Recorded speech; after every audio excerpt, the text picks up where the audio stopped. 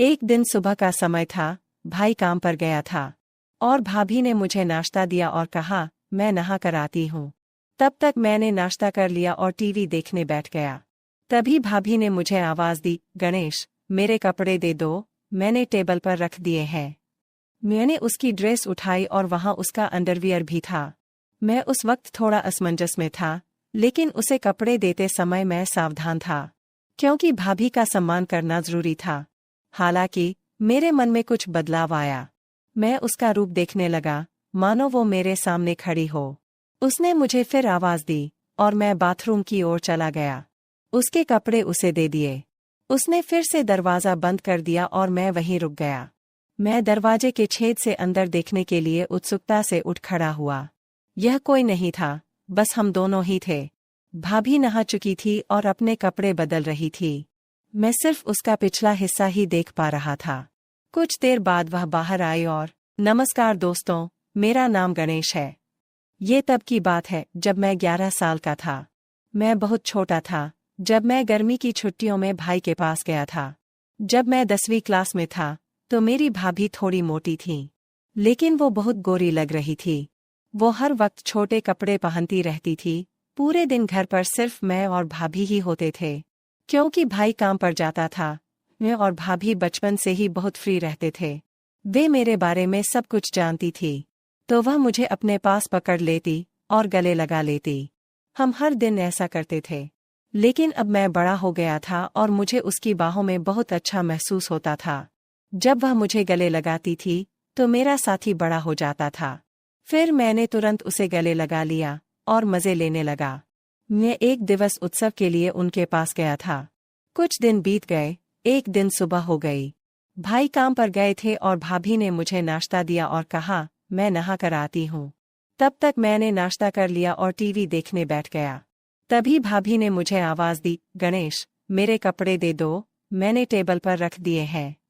मैंने उसकी ड्रेस उठाई और वहाँ उसका अंडरवियर भी था। मैं उस वक्त थोड़ा असमंजस में था, लेकिन उसे कपड़े देते समय मैं सावधान था, क्योंकि भाभी का सम्मान करना जरूरी था। हालांकि मेरे मन में कुछ बदलाव आया था। मैं उसका रूप देखने लगा, मानो वो मेरे सामने खड़ी हो। उसने मुझे वापस बुलाया और मैं बाथरूम की ओर चला गया। उसके कपड़े उसे दे दिए। उसने फिर दरवाज़ा बंद कर दिया और मैं वहीं रुक गया। मैं दरवाजे की दरार से अंदर देखने के लिए उत्सुकता से उठ खड़ा हुआ। वह कोई नहीं था, बस हम दोनों ही थे। भाभी नहा रही थी और अपने कपड़े बदल रही थी। मैं सिर्फ उसका पिछला हिस्सा ही देख पा रहा था। कुछ क्षण बाद वह बाहर आई और मुझसे बोली, गणेश, तुम भी नहा लो। मैं तुरंत वहां से निकला और नहाने लगा। अंदर भाभी का अंडरवियर लटका हुआ था। मैंने उसे हाथ में ले लिया और उसकी महक में खो गया। नहाने के बाद कमर पर तौलिया लपेटकर बाहर आया और बोला, भाभी, मेरे कपड़े दे दो।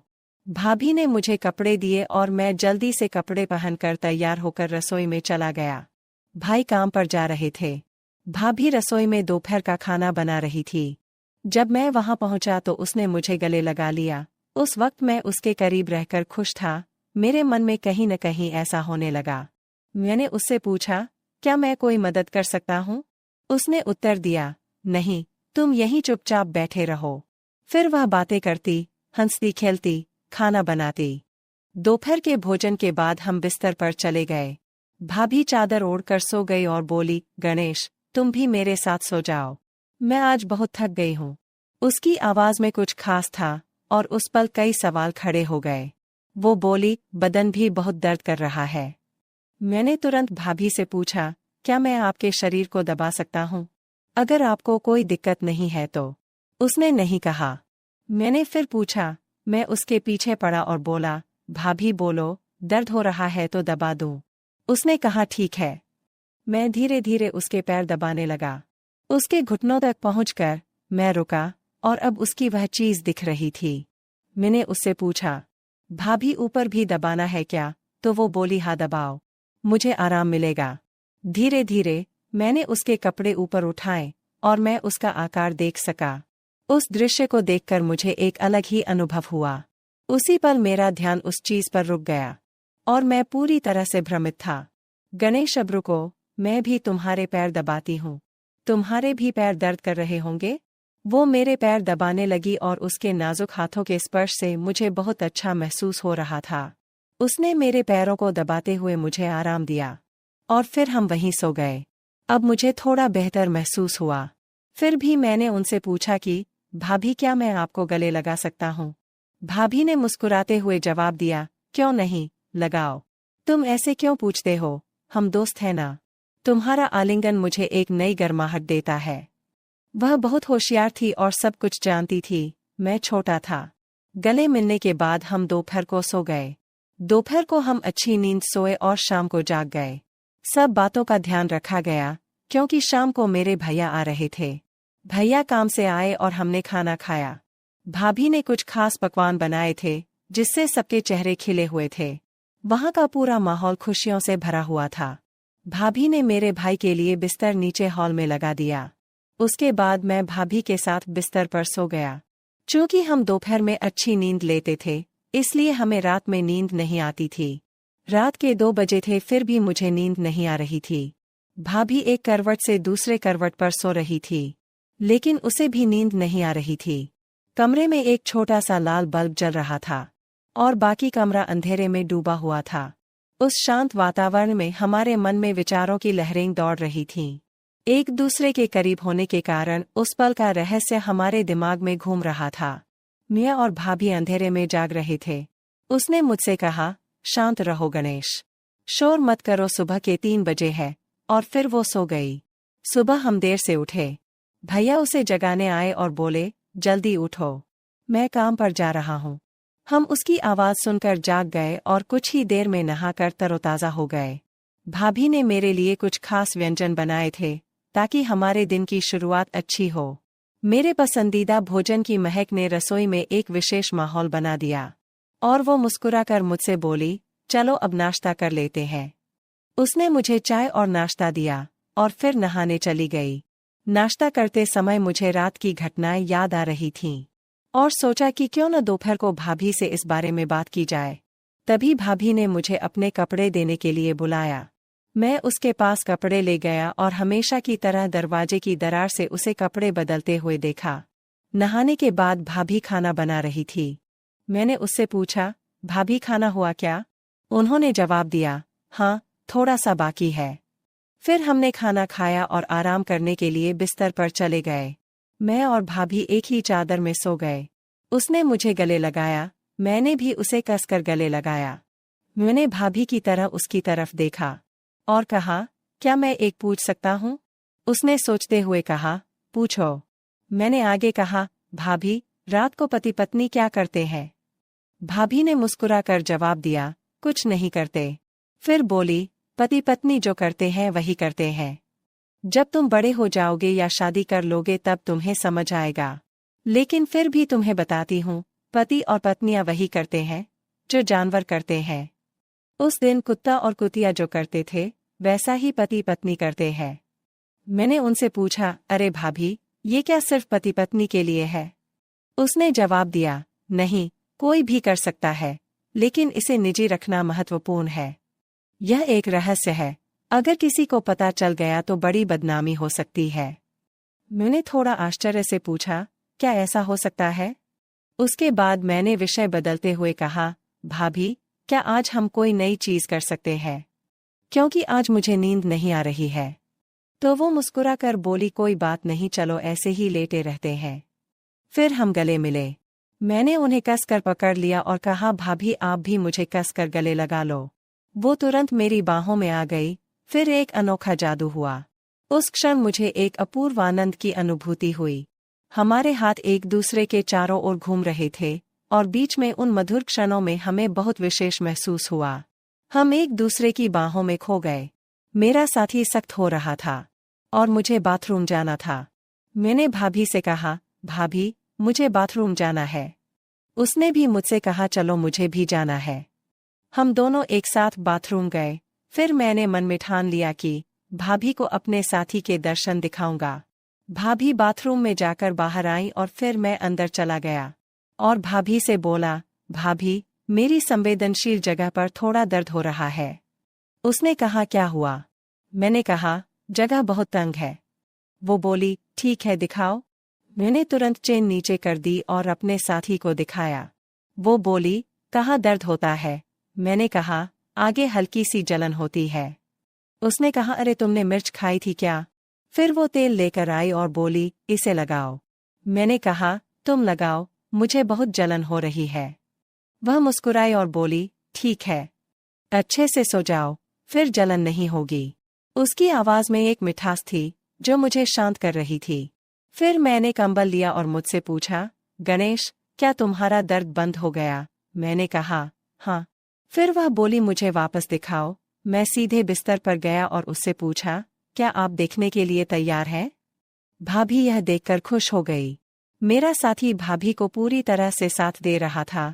कुछ देर बाद मेरे साथी को उल्टी हुई और भाभी यह देखकर शर्मा गई। दोस्तों, अगर आपको कहानी पसंद आए तो हमारे चैनल को सब्सक्राइब करें और आपको कहानी कैसी लगी मुझे कमेंट में अपना अवश्य हाथ बताएं। थोड़ा और नीचे लाओ, मुझे बहुत मजा आ रहा है। मैडम, क्या मैं आपकी कमर के और नीचे ले जाऊं? जरूर। उस दिन मुझे मसाज लेते वक्त काफी सुकून मिल रहा था, लेकिन फिर कुछ ऐसा हुआ। रात का समय था, हवेली के चारों ओर सन्नाटा पसरा हुआ था। खिड़की से हल्की हल्की बारिश की बूंदें कांच पर टकरा रही थी। कमरे में एक मध्यम रोशनी जल रही थी। निधि मल्होत्रा, 35 साल की, घने लंबे बाल, कसी हुई कमर और नशीली आंखें। उसका पति करण हमेशा के लिए बिजनेस ट्रिप पर जा चुका था। निधि अब तन्हा थी। उसका दिल बेचैन था। शरीर में एक अजीब सी गर्माहट थी। उसने बेड पर लेटे लेटे अपना गाउन और ढीला कर लिया, आंखें बंद कर ली। तभी अचानक दरवाजे पर दस्तक हुई। आओ, उसने धीमी आवाज में कहा। दरवाजा खुला। अंदर दाखिल हुआ अर्जुन शर्मा, 28 साल का, कसी हुई बॉडी, चौड़ी छाती, भूरी आंखें और गहरी आवाज। वो निधि का मसाज थेरेपिस्ट था। मैडम, आज का मसाज सेशन शुरू करें? अर्जुन ने धीमे स्वर में पूछा। हाँ अर्जुन, आज मुझे बहुत थकान है। निधि ने अपनी गर्दन घुमाई। अर्जुन ने कमरे की लाइट हल्की कर दी।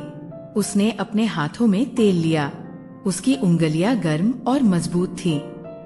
मैडम, आप लेट जाइए, अर्जुन ने कहा। निधि ने अपनी रेशमी गाउन को कंधों से नीचे खिसका दिया।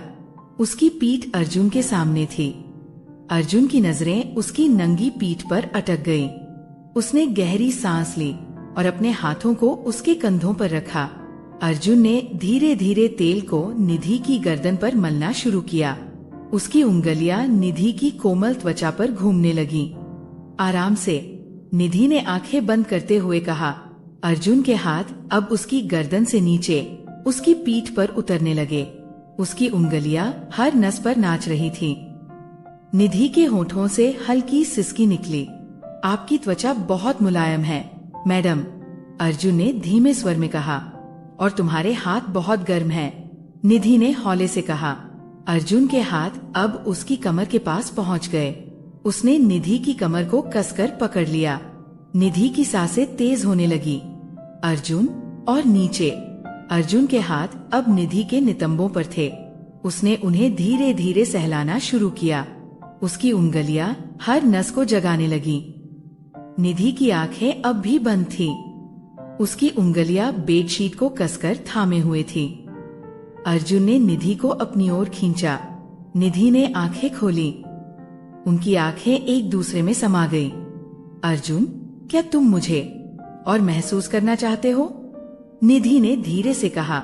अर्जुन ने बिना कुछ कहे अपना चेहरा निधि के चेहरे के करीब लाया। उनकी सांसें एक दूसरे में घुलने लगी। मैडम, आप बहुत खूबसूरत हैं। अर्जुन ने उसके होठों पर हल्का सा चुंबन दिया। निधि ने अपनी उंगलियां अर्जुन के बालों में फंसा दी। अर्जुन ने निधि को अपनी बाहों में कसकर पकड़ लिया। उनके शरीर एक दूसरे में घुलने लगे। तभी अचानक दरवाजे पर दस्तक हुई। अर्जुन और निधि दोनों चौंक गए। कौन हो सकता है? निधि ने घबराते हुए कहा। अर्जुन ने जल्दी से अपनी शर्ट पहन ली। निधि ने भी गाउन कसकर बांध लिया। दरवाजा खुला। सामने खड़ी थी मीरा, घर की पुरानी नौकरानी। उसकी नजरें अर्जुन पर टिकी थी। मैडम, करण साहब का फोन आया है। उन्होंने कहा है कि वो 2 दिनों में घर आ रहे हैं। निधि के चेहरे का रंग उड़ गया। ठीक है, तुम जाओ, मीरा ने अर्जुन की ओर देखते हुए कहा। और अर्जुन जी, आप थोड़ी देर रुक सकते हैं, मुझे आपसे कुछ बात करनी है। अर्जुन ने निधि की ओर देखा। निधि ने उसे आंखों ही आंखों में इशारा किया। अर्जुन ने मीरा के कमरे में प्रवेश किया। कहो, क्या कहना है? अर्जुन ने तीखे स्वर में पूछा। मीरा ने अर्जुन के चेहरे की ओर देखा। उसकी आंखों में गहरी शरारत थी। अर्जुन बाबू, आपने जो किया है वो करण साहब को पता चल गया तो क्या होगा? अर्जुन ने उसका हाथ पकड़ लिया। क्या चाहिए तुम्हें? मीरा ने अपनी उंगलियां अर्जुन की छाती पर फिराते हुए कहा। मैं तुम्हारे राज को दबा सकती हूँ, लेकिन उसके लिए तुम्हें मुझे भी वो देना होगा जो तुम निधि मैडम को दे रहे हो। अर्जुन का चेहरा सख्त हो गया। मीरा उसके और करीब आ गई। अर्जुन ने मीरा को धक्का देकर दूर किया। मैं तुम्हारे साथ कुछ नहीं करूँगा, मीरा ने हंसते हुए कहा। अच्छा, तो देख लेना, कल सुबह तक करण साहब को सब कुछ पता चल जाएगा। अर्जुन ने घबराते हुए निधि के कमरे की ओर देखा। निधि बिस्तर पर बैठी थी। उसकी आंखों में आंसू थे। अर्जुन, अब क्या करेंगे? अर्जुन ने उसे कसकर पकड़ते हुए कहा। तुम फिक्र मत करो, मैं सब संभाल लूंगा। कैसे? मीरा को रोकने के लिए मुझे उसे वो सब देना होगा जो वो चाहती है। अर्जुन ने मीरा के कमरे में कदम रखा। मीरा बिस्तर पर बैठी थी। उसने अपनी साड़ी के पल्लू को गिरा दिया तो आ ही गए अर्जुन बाबू। अर्जुन ने अपने कपड़े उतारने शुरू कर दिए। मीरा ने उसे अपनी ओर खींचा। उनके शरीर एक दूसरे में समा गए। अर्जुन के होंठ मीरा के हर हिस्से को चूम रहे थे, लेकिन उसकी आंखों में सिर्फ एक ही चेहरा था, निधि। रात का समय, करण अचानक घर आ जाता है। मीरा करण के पास जाती है। करण साहब, मुझे आपसे कुछ कहना है। करण की आंखों में गुस्सा था। क्या बात है? आपके घर में कोई आपका विश्वास तोड़ रहा है। करण के चेहरे पर शिकन आ गई। क्या मतलब? मीरा ने धीरे से कहा। आपकी पत्नी और अर्जुन दोनों के बीच कुछ चल रहा है। करण का चेहरा तमतमा गया। उसने अर्जुन को आवाज लगाई। अर्जुन कमरे में दाखिल हुआ। तो ये सब सच है? करण ने चीखते हुए कहा। करण की आंखें गुस्से से लाल हो रही थी। उसने अर्जुन के कॉलर को कसकर पकड़ लिया। तूने मेरी गैर मौजूदगी में मेरी बीवी को छुआ? अर्जुन ने खुद को छुड़ाते हुए कहा। करण साहब, आप गलत समझ रहे हैं, ऐसा कुछ नहीं हुआ। मीरा ने करण के कंधे पर हाथ रखते हुए कहा। मैंने अपनी आंखों से देखा है, ये दोनों बेडरूम में साथ थे। निधि के चेहरे का रंग उड़ गया। उसने अर्जुन की ओर देखा। अर्जुन की आंखें झुकी हुई थीं। करण, ये झूठ है। मीरा झूठ बोल रही है। अर्जुन ने मेरे साथ कुछ नहीं किया। निधि ने अपनी आवाज को मजबूत बनाते हुए कहा। बस, मुझे और कुछ नहीं सुनना। अर्जुन, तुम अभी के अभी इस घर से बाहर निकल जाओ। करण ने अर्जुन को धक्का देते हुए कहा। अर्जुन ने निधि की ओर देखा। उसकी आंखों में बेबसी और गुस्सा दोनों थे, लेकिन वह चुपचाप अपना सामान समेटने लगा। अर्जुन के जाने के बाद करण अपने कमरे में चला गया। मीरा ने धीरे से निधि के पास जाकर कहा। मैडम, अब आपकी रातें और भी तन्हा होंगी। निधि ने गुस्से से उसकी ओर देखा। तूने ये सब क्यों किया? अर्जुन ने तुझे क्या बिगाड़ा था? मीरा हंसते हुए बोली। बिगाड़ा कुछ नहीं, लेकिन जो मैं चाहती थी वो उसने मुझे दिया नहीं, और जब मुझे नहीं मिला तो तुम्हें भी नहीं मिलेगा। निधि के होंठ कांपने लगे। उसकी आंखों में आंसू भर आए। 2 दिन बाद अर्जुन ने निधि को कॉल किया। मैडम, मैं आपको देखना चाहता हूँ, आपसे बात करनी है। नहीं अर्जुन, अब करण घर पर है, अगर उसने देख लिया तो सब कुछ खत्म हो जाएगा। निधि, तुम मुझसे प्यार करती हो? अर्जुन ने सीधी बात पूछी। निधि की सांसें थम गईं। उसकी उंगलियां कांपने लगी। हाँ, करती हूँ, लेकिन अब कुछ नहीं हो सकता। करण को सब कुछ पता चल चुका है, लेकिन तुम्हें मीरा का सच भी जानना होगा। वो सिर्फ तुम्हें बर्बाद करना चाहती है, और करण के साथ भी उसका कोई गहरा रिश्ता है। क्या मतलब? निधि ने चौंकते हुए पूछा। मैंने दोनों को कई बार फोन पर बात करते हुए सुना है। मीरा करण के पुराने घर में भी जाती रही है। मुझे शक है दोनों के बीच कुछ चल रहा है। निधि के होश उड़ गए। रात को निधि ने करण के फोन की जांच की। उसने देखा कि मीरा के नाम से कई कॉल्स और मैसेज थे। मुझे तुमसे मिलना है, कल रात तुम्हारे पुराने घर में। मीरा, निधि का खून खौल उठा। उसने अर्जुन को तुरंत कॉल किया। अर्जुन, मुझे तुम्हारी बात पर यकीन हो गया। करण और मीरा के बीच कुछ न कुछ जरूर है, तो फिर तुम मेरे पास आ जाओ। हम दोनों मिलकर सच का पर्दाफाश करेंगे, अर्जुन ने कहा। अगली रात अर्जुन और निधि ने करण का पीछा किया। करण अपने पुराने घर में गया। निधि और अर्जुन छिपकर खिड़की से देख रहे थे। अंदर करण और मीरा एक दूसरे के बेहद करीब थे। करण ने मीरा के बालों में हाथ फेरा और कहा, अब जब अर्जुन जा चुका है तो हमारी रातें और भी हसीन हो जाएंगी। मीरा ने करण की शर्ट के बटन खोलते हुए कहा, मुझे तुम्हारा ये पागलपन बहुत पसंद है, लेकिन तुम्हारी बीवी की आंखों में वो जलन और भी अच्छी लगती है। करण ने मीरा को बाहों में भर लिया और दोनों एक दूसरे में समा गए।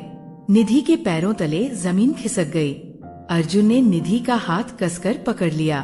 अब समझी, करण ने तुम्हें धोखा दिया और मुझे तुम्हारी जिंदगी से दूर कर दिया। निधि अब बर्दाश्त नहीं कर सकती थी। उसने अर्जुन के सामने कहा, अर्जुन, अब मुझे तुम्हारी जरूरत है।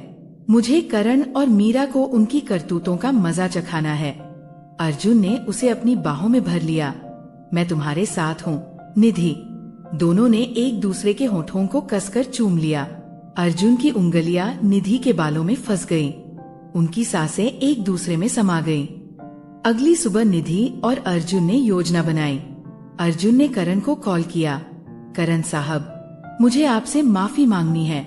जो भी हुआ उसके लिए मैं जिम्मेदार हूँ। कृपया मुझे मिलने का एक मौका दें। करण ने गुस्से में कहा, तो अब इस शहर में नजर आया तो तेरा हश्र बुरा होगा। आपकी मर्जी, लेकिन क्या आपको पता है कि मीरा आपके पैसों का गबन कर रही है?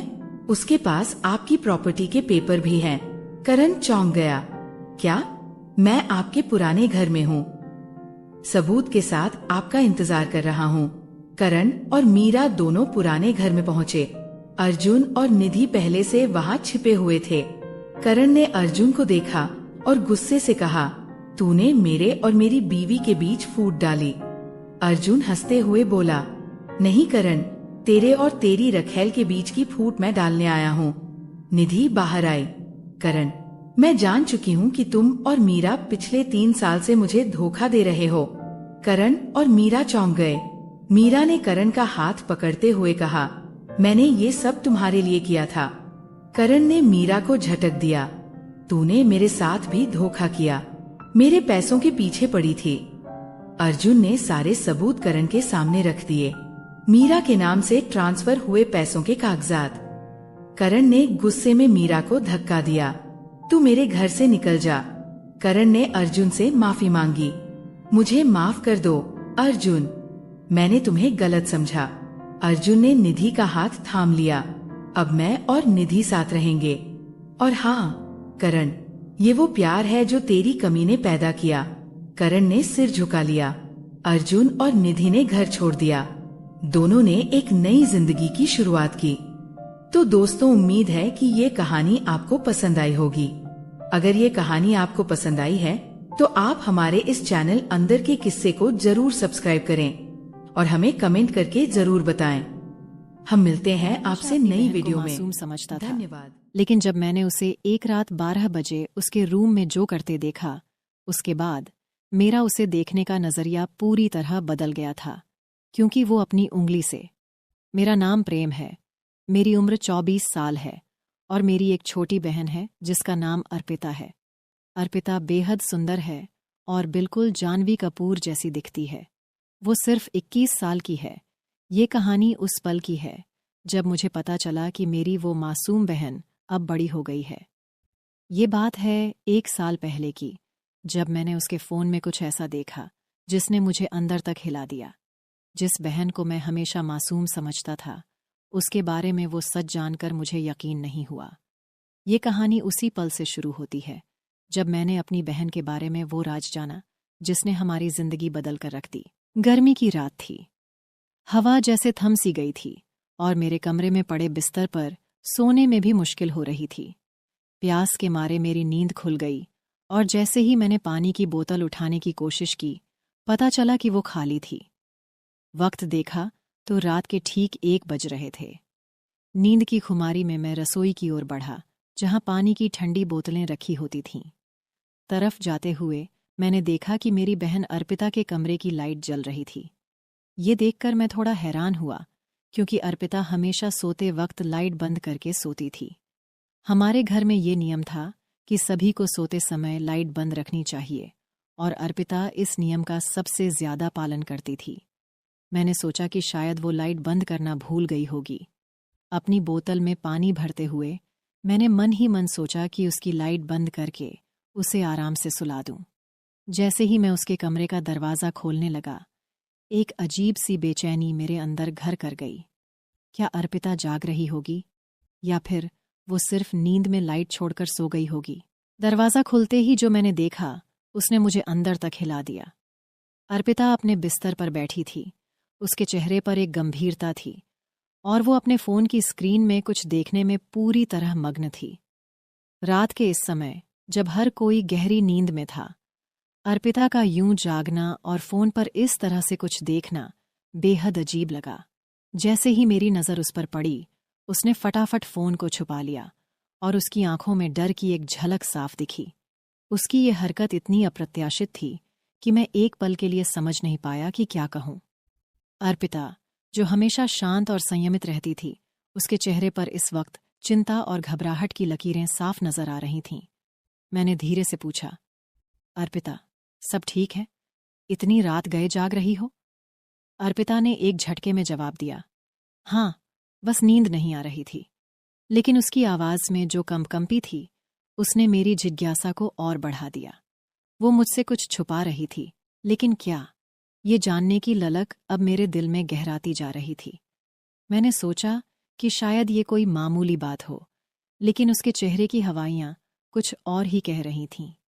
इस रात की शुरुआत ने मेरे मन में कई सवाल खड़े कर दिए थे।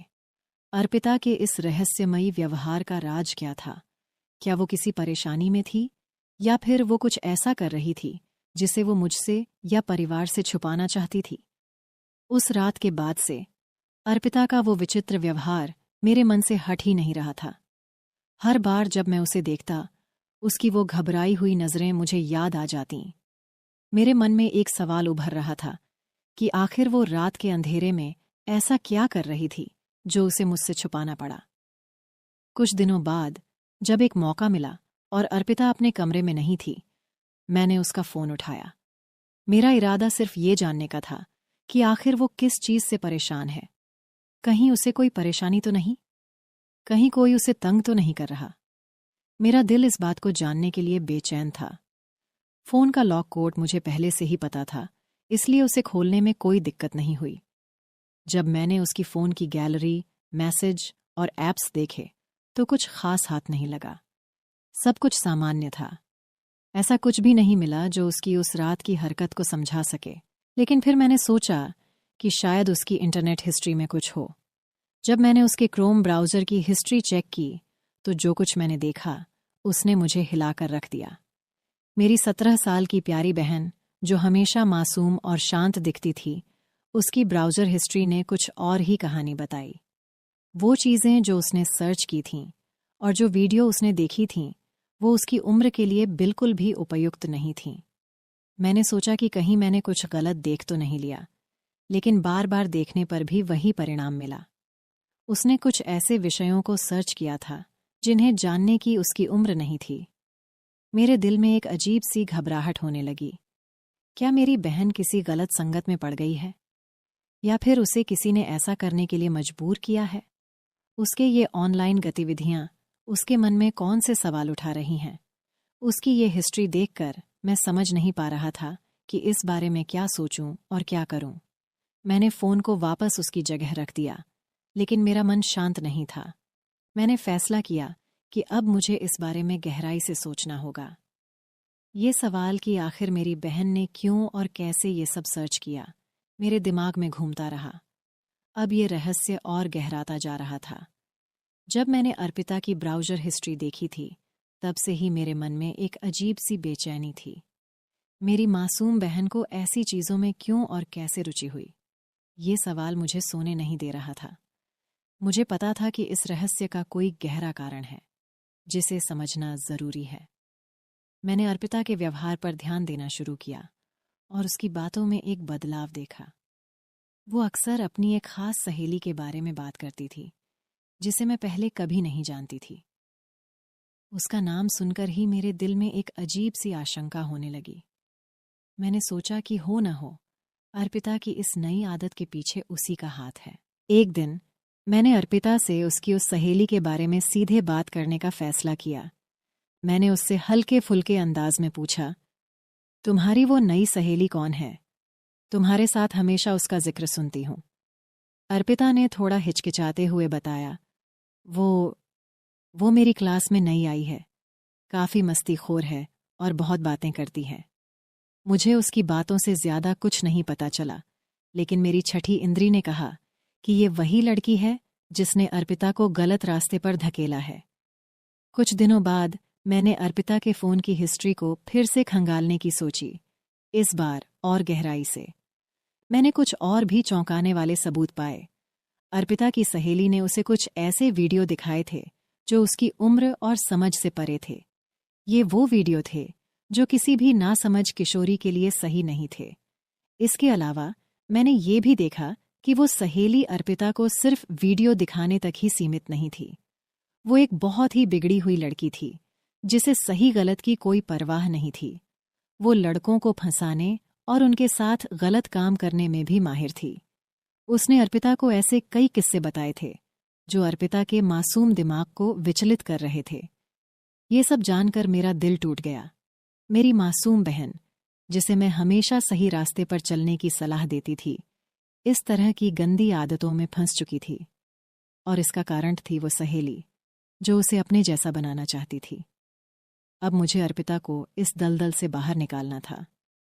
मैंने फैसला किया कि सबसे पहले मुझे उस सहेली से अर्पिता की दूरी बनानी होगी, और उसके बाद मुझे अपनी बहन को प्यार और समझदारी से समझाना होगा कि वो किस राह पर चल पड़ी है और उसे किस तरह से वापस सही रास्ते पर लौटना है। इस तरह मैंने अपनी बहन को उस गलत संगत से बचाया और उसे जीवन के सही रास्ते पर लाने की कोशिश की। ये सफ़र आसान नहीं था, लेकिन मेरा प्यार और समझ ही उसकी ढाल बने। अंत में अर्पिता ने उस सहेली से दूरी बना ली और अपनी गलतियों से सीखा। ये अनुभव हमारे रिश्ते को और मजबूत बना गया। इस कहानी से हमें ये सीखने को मिलता है कि गलत संगत कितनी जल्दी और आसानी से हमें गलत रास्ते पर ले जा सकती है, लेकिन अगर परिवार का सहारा और समझदारी हो तो कोई भी राह मुश्किल नहीं एक होती। दिन सुबह का समय था, भाई काम पर गया था और भाभी ने मुझे नाश्ता दिया और कहा, मैं नहा कर आती हूँ। तब तक मैंने नाश्ता कर लिया और टीवी देखने बैठ गया। तभी भाभी ने मुझे आवाज दी, गणेश, मेरे कपड़े दे दो, मैंने टेबल पर रख दिए हैं। मैंने उसकी ड्रेस उठाई और वहां उसका अंडरवियर भी था।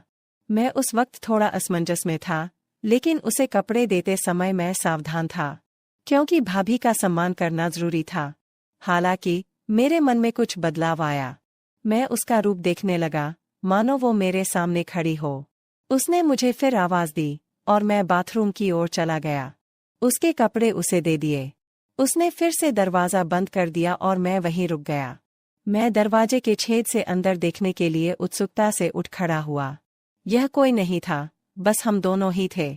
भाभी नहा चुकी थी और अपने कपड़े बदल रही थी। मैं सिर्फ उसका पिछला हिस्सा ही देख पा रहा था। कुछ देर बाद वह बाहर आई और, नमस्कार दोस्तों, मेरा नाम गणेश है। ये तब की बात है जब मैं 11 साल का था। मैं बहुत छोटा था जब मैं गर्मी की छुट्टियों में भाई के पास गया था। जब मैं 10वीं क्लास में था तो मेरी भाभी थोड़ी मोटी थी, लेकिन वो बहुत गोरी लग रही थी। वो हर वक्त छोटे कपड़े पहनती रहती थी। पूरे दिन घर पर सिर्फ मैं और भाभी ही होते थे, क्योंकि भाई काम पर जाता था। मैं और भाभी बचपन से ही बहुत फ्री रहते थे। वे मेरे बारे में सब कुछ जानती थी, तो वह मुझे अपने पास पकड़ लेती और गले लगा लेती। हम हर दिन ऐसा करते थे। लेकिन अब मैं बड़ा हो गया था और मुझे उसकी बाहों में बहुत अच्छा महसूस होता था। जब वह मुझे गले लगाती थी तो मेरा साथी बड़ा हो जाता था। फिर मैंने तुरंत उसे गले लगा लिया और मज़े लेने लगा। मैं एक दिवस उत्सव के लिए उनके पास गया था। कुछ दिन बीत गए। एक दिन सुबह हो गई। भाई काम पर गए थे और भाभी ने मुझे नाश्ता दिया और कहा, मैं नहा कर आती हूँ। तब तक मैंने नाश्ता कर लिया और टीवी देखने बैठ गया। तभी भाभी ने मुझे आवाज़ दी, गणेश, मेरे कपड़े दे दो, मैंने टेबल पर रख दिए हैं। मैंने उसकी ड्रेस उठाई और वहाँ उसका अंडरवियर भी था। मैं उस वक्त थोड़ा असमंजस में था, लेकिन उसे कपड़े देते समय मैं सावधान था, क्योंकि भाभी का सम्मान करना जरूरी था। हालांकि मेरे मन में कुछ बदलाव आया था। मैं उसका रूप देखने लगा, मानो वो मेरे सामने खड़ी हो। उसने मुझे वापस बुलाया और मैं बाथरूम की ओर चला गया। उसके कपड़े उसे दे दिए। उसने फिर दरवाज़ा बंद कर दिया और मैं वहीं रुक गया। मैं दरवाजे की दरार से अंदर देखने के लिए उत्सुकता से उठ खड़ा हुआ। वह कोई नहीं था, बस हम दोनों ही थे। भाभी नहा रही थी और अपने कपड़े बदल रही थी। मैं सिर्फ उसका पिछला हिस्सा ही देख पा रहा था। कुछ क्षण बाद वह बाहर आई और मुझसे बोली, गणेश, तुम भी नहा लो। मैं तुरंत वहां से निकला और नहाने लगा। अंदर भाभी का अंडरवियर लटका हुआ था। मैंने उसे हाथ में ले लिया और उसकी महक में खो गया। नहाने के बाद कमर पर तौलिया लपेटकर बाहर आया और बोला, भाभी, मेरे कपड़े दे दो। भाभी ने मुझे कपड़े दिए और मैं जल्दी से कपड़े पहनकर तैयार होकर रसोई में चला गया। भाई काम पर जा रहे थे। भाभी रसोई में दोपहर का खाना बना रही थी। जब मैं वहां पहुंचा तो उसने मुझे गले लगा लिया। उस वक्त मैं उसके करीब रहकर खुश था। मेरे मन में कहीं न कहीं ऐसा होने लगा। मैंने उससे पूछा, क्या मैं कोई मदद कर सकता हूँ? उसने उत्तर दिया, नहीं, तुम यहीं चुपचाप बैठे रहो। फिर वह बातें करती, हंसती खेलती, खाना बनाती। दोपहर के भोजन के बाद हम बिस्तर पर चले गए। भाभी चादर ओढ़कर सो गई और बोली, गणेश, तुम भी मेरे साथ सो जाओ, मैं आज बहुत थक गई हूँ। उसकी आवाज में कुछ खास था और उस पल कई सवाल खड़े हो गए। वो बोली, बदन भी बहुत दर्द कर रहा है। मैंने तुरंत भाभी से पूछा, क्या मैं आपके शरीर को दबा सकता हूँ, अगर आपको कोई दिक्कत नहीं है तो? उसने नहीं कहा। मैंने फिर पूछा। मैं उसके पीछे पड़ा और बोला, भाभी बोलो, दर्द हो रहा है तो दबा दूं। उसने कहा, ठीक है। मैं धीरे धीरे उसके पैर दबाने लगा। उसके घुटनों तक पहुंचकर मैं रुका और अब उसकी वह चीज दिख रही थी। मैंने उससे पूछा, भाभी ऊपर भी दबाना है क्या? तो वो बोली, हाँ दबाओ, मुझे आराम मिलेगा। धीरे धीरे मैंने उसके कपड़े ऊपर उठाए और मैं उसका आकार देख सका। उस दृश्य को देखकर मुझे एक अलग ही अनुभव हुआ। उसी पल मेरा ध्यान उस चीज पर रुक गया और मैं पूरी तरह से भ्रमित था। गणेश, अब रुको, मैं भी तुम्हारे पैर दबाती हूँ। तुम्हारे भी पैर दर्द कर रहे होंगे? वो मेरे पैर दबाने लगी और उसके नाजुक हाथों के स्पर्श से मुझे बहुत अच्छा महसूस हो रहा था। उसने मेरे पैरों को दबाते हुए मुझे आराम दिया और फिर हम वहीं सो गए। अब मुझे थोड़ा बेहतर महसूस हुआ। फिर भी मैंने उनसे पूछा कि भाभी, क्या मैं आपको गले लगा सकता हूँ? भाभी ने मुस्कुराते हुए जवाब दिया, क्यों नहीं, लगाओ। तुम ऐसे क्यों पूछते हो, हम दोस्त हैं ना। तुम्हारा आलिंगन मुझे एक नई गर्माहट देता है। वह बहुत होशियार थी और सब कुछ जानती थी। मैं छोटा था। गले मिलने के बाद हम दोपहर को सो गए। दोपहर को हम अच्छी नींद सोए और शाम को जाग गए। सब बातों का ध्यान रखा गया क्योंकि शाम को मेरे भैया आ रहे थे। भैया काम से आए और हमने खाना खाया। भाभी ने कुछ खास पकवान बनाए थे जिससे सबके चेहरे खिले हुए थे। वहाँ का पूरा माहौल खुशियों से भरा हुआ था। भाभी ने मेरे भाई के लिए बिस्तर नीचे हॉल में लगा दिया। उसके बाद मैं भाभी के साथ बिस्तर पर सो गया।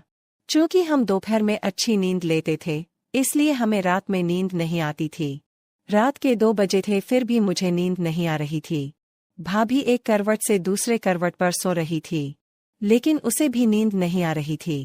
कमरे में एक छोटा सा लाल बल्ब जल रहा था और बाकी कमरा अंधेरे में डूबा हुआ था।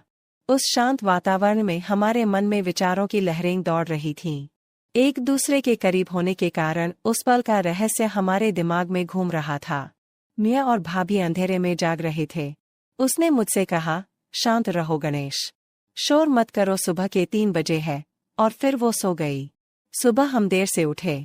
भैया उसे जगाने आए और बोले, जल्दी उठो, मैं काम पर जा रहा हूँ। हम उसकी आवाज़ सुनकर जाग गए और कुछ ही देर में नहाकर तरोताज़ा हो गए।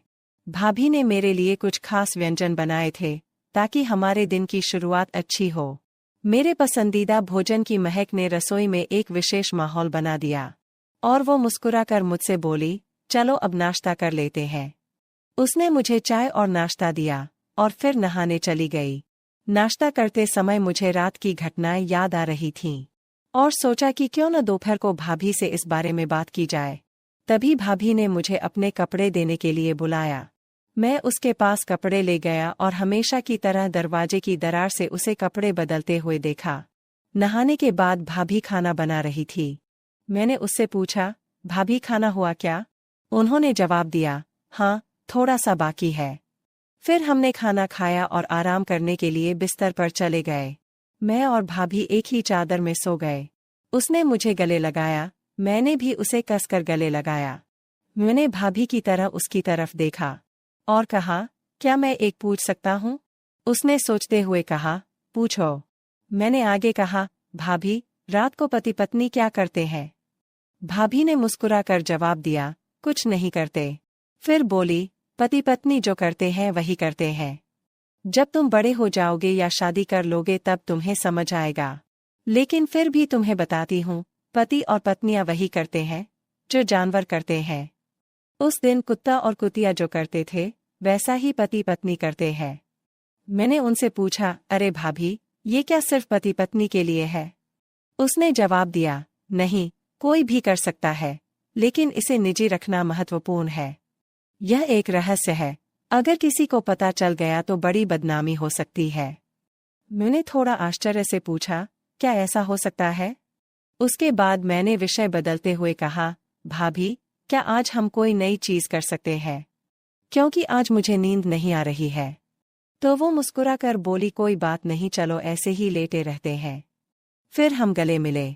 मैंने उन्हें कसकर पकड़ लिया और कहा, भाभी आप भी मुझे कसकर गले लगा लो। वो तुरंत मेरी बाहों में आ गई। फिर एक अनोखा जादू हुआ।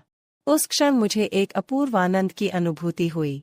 हमारे हाथ एक दूसरे के चारों ओर घूम रहे थे और बीच में उन मधुर क्षणों में हमें बहुत विशेष महसूस हुआ। हम एक दूसरे की बाहों में खो गए। मेरा साथी सख्त हो रहा था और मुझे बाथरूम जाना था। मैंने भाभी से कहा, भाभी, मुझे बाथरूम जाना है। उसने भी मुझसे कहा, चलो मुझे भी जाना है। हम दोनों एक साथ बाथरूम गए। फिर मैंने मन में ठान लिया कि भाभी को अपने साथी के दर्शन दिखाऊंगा। भाभी बाथरूम में जाकर बाहर आई और फिर मैं अंदर चला गया और भाभी से बोला, भाभी, मेरी संवेदनशील जगह पर थोड़ा दर्द हो रहा है। उसने कहा, क्या हुआ? मैंने कहा, जगह बहुत तंग है। वो बोली, ठीक है, दिखाओ। मैंने तुरंत चेन नीचे कर दी और अपने साथी को दिखाया। वो बोली, कहाँ दर्द होता है? मैंने कहा, आगे हल्की सी जलन होती है। उसने कहा, अरे तुमने मिर्च खाई थी क्या? फिर वो तेल लेकर आई और बोली, इसे लगाओ। मैंने कहा, तुम लगाओ, मुझे बहुत जलन हो रही है। वह मुस्कुराई और बोली, ठीक है, अच्छे से सो जाओ, फिर जलन नहीं होगी। उसकी आवाज में एक मिठास थी जो मुझे शांत कर रही थी। फिर मैंने कंबल लिया और मुझसे पूछा, गणेश, क्या तुम्हारा दर्द बंद हो गया? मैंने कहा, हाँ। फिर वह बोली, मुझे वापस दिखाओ। मैं सीधे बिस्तर पर गया और उससे पूछा, क्या आप देखने के लिए तैयार हैं? भाभी यह देखकर खुश हो गई। मेरा साथी भाभी को पूरी तरह से साथ दे रहा था। कुछ देर बाद मेरे साथी को उल्टी हुई और भाभी यह देखकर शर्मा गई। दोस्तों, अगर आपको कहानी पसंद आए तो हमारे चैनल को सब्सक्राइब करें और आपको कहानी कैसी लगी मुझे कमेंट में अवश्य बताएं। जब नौकर मालिश कर रहा था तो वो मेरे उस चीज के पास आकर रुक गया। मैंने कहा, तुम रुक क्यों गए? काम जारी रखें। वो अपने हाथों से मेरी मालिश करने लगा।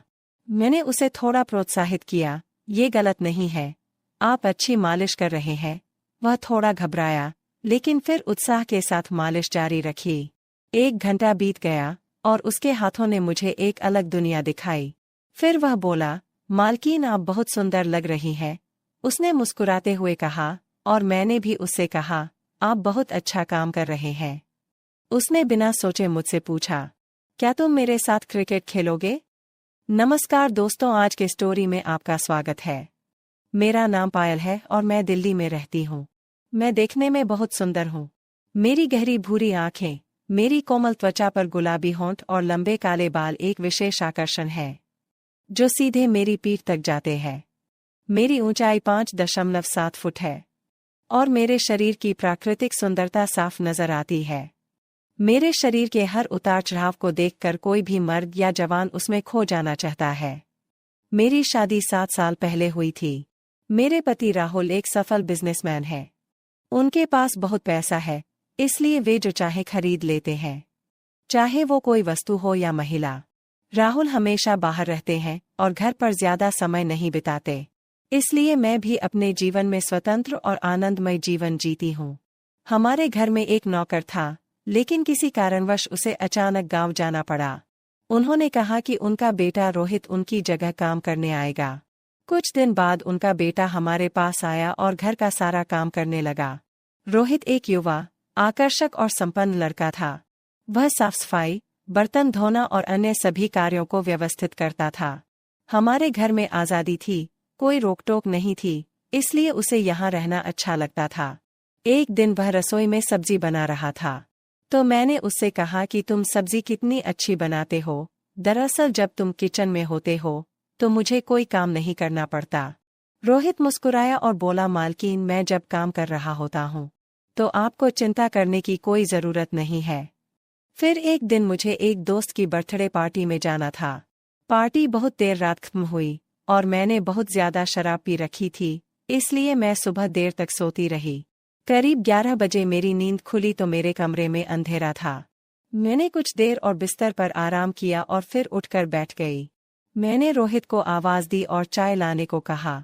थोड़ी देर बाद रोहित चाय लेकर आया और बिस्तर के पास खड़ा हो गया। उसकी आंखों में कुछ अलग सा था। मैंने उसके चेहरे की तरफ देखा, वो मेरी तरफ ही देख रहा था। शायद मैंने उस पर ज्यादा ध्यान नहीं दिया। फिर मैंने उससे पूछा, क्या हुआ? क्या तुम कुछ कहना चाहते हो? उसने जवाब दिया, नहीं मालकिन, कुछ नहीं। फिर मैंने उससे कहा, तो तुम यहाँ क्या कर रहे हो? फिर वह चला गया। उसके जाने के बाद मुझे थोड़ा दोषी महसूस हुआ। मैंने सोचा कि मुझे उसके साथ ऐसा व्यवहार नहीं करना चाहिए था। थोड़ी देर बाद मैंने उसे बुलाया और उसे मेरा कमरा साफ करने के लिए कहा। वह तुरंत वापस आया और सफाई के सामान से मेरे कमरे की सफाई करने लगा।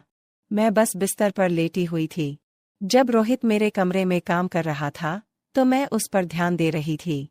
वह मेरे चेहरे को देख रहा था और मैं उसके सामान को देख रही थी। मैं समझ गई कि उसके मन में क्या चल रहा है। मैंने उससे पूछा, तुम यह दूसरा क्या काम करते हो? तो उसने कहा, मैं गांव में बच्चों को पढ़ाता हूँ। फिर मैंने पूछा, सिर्फ पढ़ाते हो या कुछ और भी करते हो? उसने कहा, मैं शाम को अखाड़े में जाता हूँ। मैं मुस्कुराई और कहा, मुझे नहीं लगता कि आप अखाड़े में जाते होंगे। बाद में जब हम बातें कर रहे थे, मैंने उससे कहा, मेरा शरीर बहुत दर्द करता है, क्या तुम मेरी मालिश करोगे? वह थोड़ा शर्मिंदा हुआ और तेल लेकर आया। मैंने उसे तेल से मालिश करने से मना कर दिया। अब रोहित धीरे से मेरे पैरों की मालिश करने लगा और मैं सोच रही थी कि यह मेरे पैरों के ऊपरी हिस्से पर अधिक ध्यान देता है। उनका मन मेरी टांगों की ओर घूम रहा था। मैंने उसे और जोर से मालिश करने को कहा। उसने झिझकते हुए कहा, मालकिन, आपके पैरों को आराम की जरूरत है, इसलिए मैं हल्की मालिश कर रहा हूँ। मैंने हंसते हुए कहा, मुझे धीरे धीरे मालिश करना पसंद नहीं है, तुम थोड़ा जोर से करो। वो थोड़ा जोर से मालिश करने लगा। उस वक्त मुझे उसका काम बहुत अच्छा लग रहा था। धीरे धीरे वो मेरे घुटनों की मालिश करने लगा। मैंने कहा, आपका काम बहुत अच्छा है। वह थोड़ा खुश हुआ और मेरे उस चीज के पास आकर रुक गया। मैंने कहा, रुक क्यों गए? वह अपने हाथ से उसकी मालिश करने लगा। मैंने उसे थोड़ा हौसला दिया, ये गलत नहीं है, तुम अच्छी मालिश कर रहे हो। वह थोड़ा शर्माया, लेकिन फिर मुस्कुराहट और उत्साह के साथ मालिश करने लगा। जैसे जैसे टाइम बिता, उसके हाथ थोड़े अधिक आश्वस्त हो गए। एक अद्भुत एहसास हमारे मन में आया। 1 घंटा बीत गया और उसके हाथों ने मुझे एक अलग दुनिया दिखाई। मालकिन, तुम बहुत सुंदर लग रही हो। उसने मुस्कुराते हुए कहा। मैं मुस्कुराई और मैंने उससे कहा कि तुम बहुत अच्छा कर रहे हो। उसने बिना सोचे मुझसे पूछा, क्या तुम मेरे साथ क्रिकेट खेलोगे? मैंने मुस्कुराते हुए उससे कहा, हाँ, खेलूंगी, जिसका मैं लंबे समय से इंतजार कर रही थी। अब उसने खेल शुरू कर दिया। मुझे इस खेल में बहुत मजा आ रहा था। खेल कर वह थका हुआ लग रहा था। फिर मैंने उसे थोड़ा आराम करने की कहा। हमारे एक साथ समय बिताने के कारण मुझे अपने पति के अलावा एक अलग दुनिया का अनुभव हुआ। हमारा रिश्ता एक विशेष स्तर पर चला गया। पहले मैंने उसे एक दोस्त के रूप में देखा, लेकिन उसकी मालिश से मुझे बहुत संतुष्टि मिली।